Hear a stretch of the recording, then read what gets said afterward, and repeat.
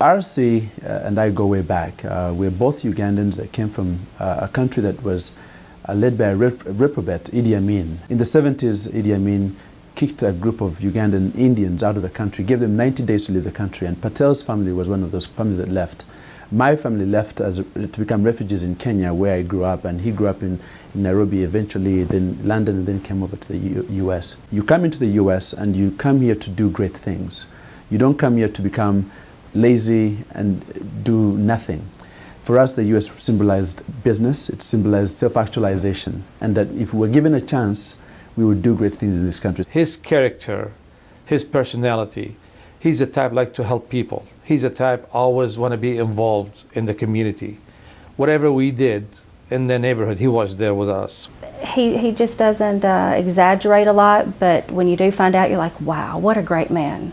You know, he doesn't put it on the front page of the newspaper for everybody to see. He's just not that type of person. He always tries to make a difference, and he's helped innumerable people. I couldn't even tell you how many people that he has helped sponsor, bring to this country, help them, employ them, set them up.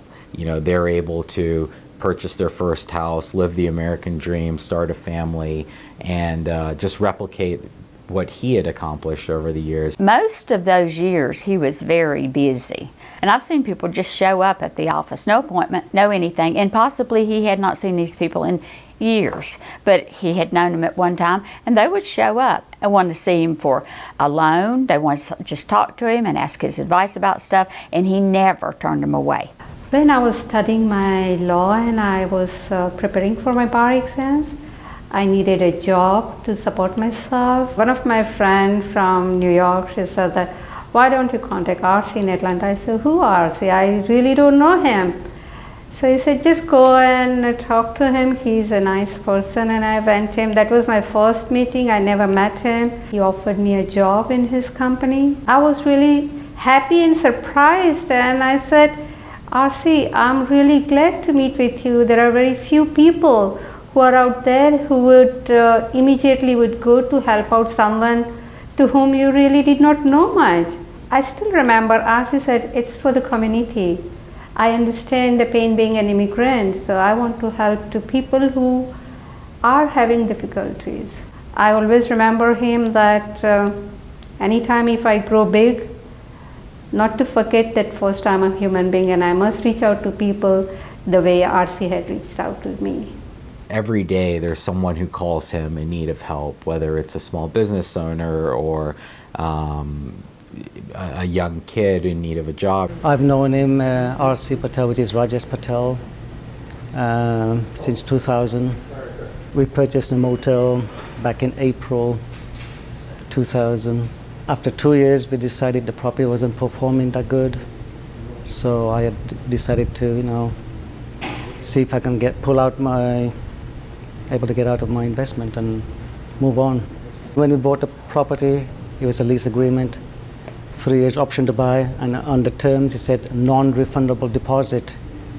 So obviously he didn't have to return our money, but he did. We had a deposit back when we got out of the motel.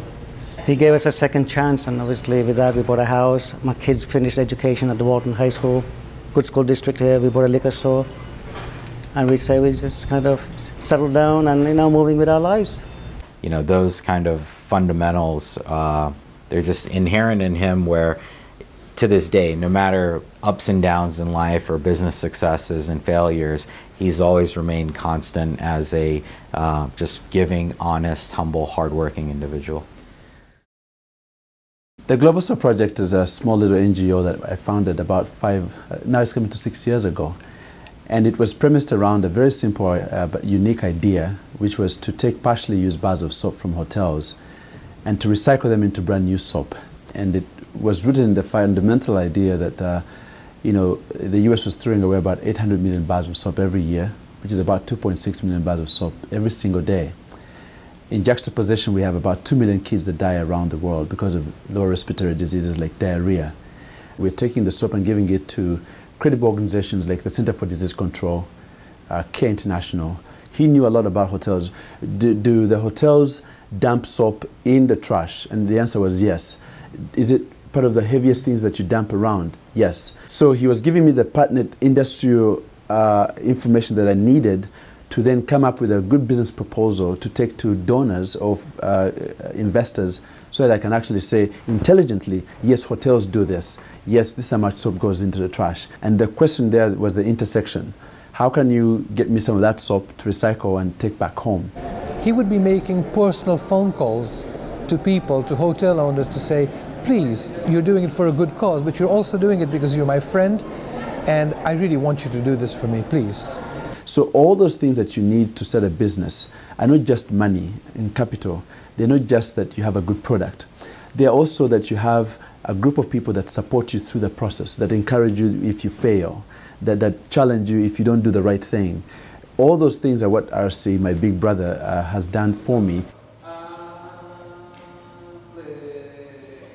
The Youth Ensemble is an organization that empowers young people through the arts to become catalysts for change for their communities. When I was a kid, there wasn't a place for us to train. You know, you could go to your church and maybe now and then you'd have something at your school, but there was no place for African American kids to train in the arts. And we trained them for free. We don't ask them to pay a dime when they come here, and we just really reach out to the community to help support us. R.C. Patel is a man that I met through one of my board members years ago. We had moved into a new building over in East Point that we were going to make home. And the building was dilapidated, needless to say. And my board member called R.C., and R.C. came out immediately and said, Miss Debbie, I'm going to help you.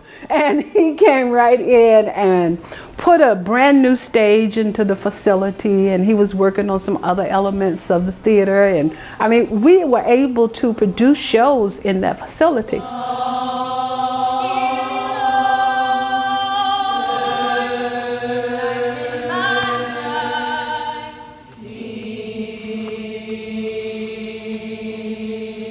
He was there for us all the way. I mean, it was just absolutely incredible. And through the years, RC has been a rock. If I call him and say I need something, he's going to do everything he can to make it happen for me. Whether it's a hotel room, or it's helping with our bus, or helping with fundraising activities, or helping to come and fix something that's broken in the building. He is there. And I just wish I had about 10 more of him. He's amazing. I can't tell you, it brings me to tears when I think about all of the stuff that he does for us and how good and kind this man is. He didn't even know me. He didn't know these children. He had not seen these children, but he knew that there were children. And he was like, I'm going to do everything I can to help you. He's genuine, and I love that about him. I really do. Like I said, it makes me want to cry when I think about it, you know, but he's good people, and I'm glad to have him in our corner. He's changed so many people's lives. I see every day, you know, so many people saying nothing but good things about what he's done for the community, what he's just done for anybody. I mean, just anybody in a situation, people will come to him in the middle of the night. He'll get calls in the middle of the night or when he's having dinner, on weekends, to RC. Any time is a good time. He never refuses anybody. He's always willing to pick up the phone and have a conversation. Whether his food is on the table and he's eating, he'll still talk to them. You know, in the middle of the night, if somebody needs help, he believes he needs to be there for him. I asked RC about what happened after the news became public. And I never got the feeling from RC that he tried to explain it away as just a guilty plea. He flat out came and told me he did something that was very wrong. He tried to make amends very quickly, but it was wrong, and he is very sorry that he did it. I think with people like R.C. Patel and what they represent is interesting to me. We always ask about this new generation of immigrants that come to this country, and what are they doing? And I think he's a great example of people who come to this country and add value to the country. Not just in economic sense, but in being good citizens and doing things that are remarkable as examples for others to follow. That's how I know him. Having a Ugandan, a fellow Ugandan like myself, come to this country and do remarkable work has been such an inspiration, and I hope that others can see that as a rejuvenating idea. We all have our shining moments in life. This is not one of RC's shining moments, but I think RC will have many, many shining moments later in his life. He's a good man, good heart.